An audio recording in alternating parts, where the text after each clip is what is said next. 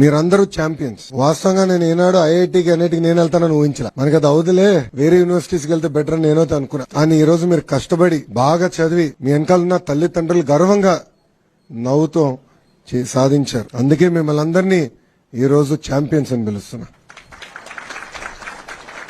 నాకు ఛాలెంజ్ అంటే బాగా ఇష్టం. బాబు గారు అంటే చంద్రబాబు నాయుడు గారు గౌరవ ముఖ్యమంత్రి వర్యులు నేను ప్రత్యక్ష రాజకీయాలు పోటీ చేయాలనుకున్నప్పుడు ఈజీ కాన్స్టిట్యున్సీస్ ఉన్నాయి, ఈ నియోజకవర్గాలకు వెళ్ళి నాకు ఈజీ అవుతుంది నీకు ఈజీ అవుతుంది అని చెప్పారు. నేను తీసుకోవాలా. ఎప్పుడు గెలవని నియోజకవర్గం నాకు ఇవ్వండి, పోటీ చేస్తా, గెలుచుకుని వస్తానని చెప్పాను. ఆనాడు ఓడిపోయా. 2019లో నేను ఓడిపోయా. 5,300 పైచిలకు ఓట్లతో ఓడిపోయా.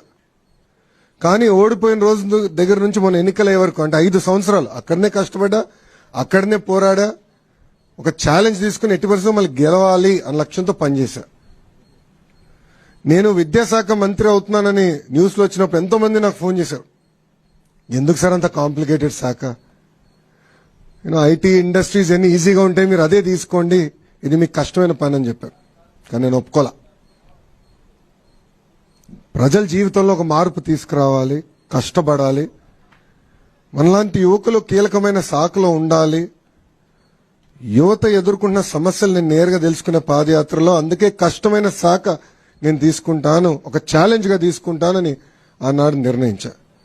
ఇది మీ అందరికి ఎందుకు చెప్తున్నానంటే జీవితంలో మనకు అనేక పరీక్షలు పెడతాడు దేవుడు, అన్ని రకాల పరీక్షలు పెడతాడు, కానీ జయించే శక్తి కూడా మనకిస్తాడు. కలిసికట్టుగా మనందరం పోరాడితే ఎవ్రీథింగ్ ఇస్ పాసిబుల్.